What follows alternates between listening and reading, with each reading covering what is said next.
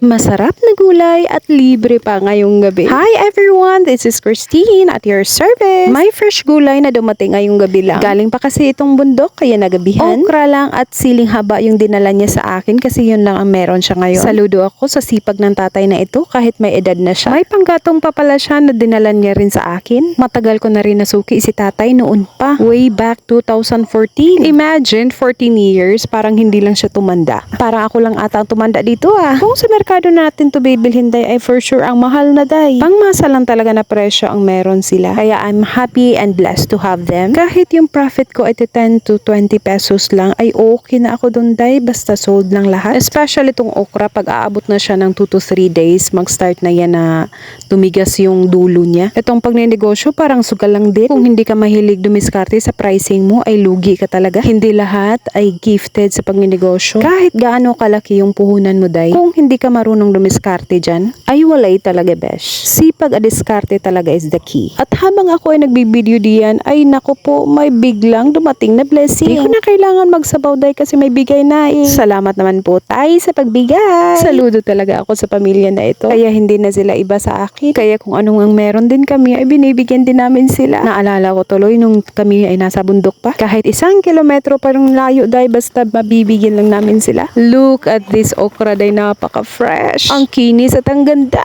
Dami pa namang benefit ng okra na ito sa ating katawan day. At kung naghahanap ka pa ng ibang gulay, may ampalaya din ako dito. At may siling haba pa na pampahaba ng buhay ay stay. At salamat sa inyong panunood. Bye!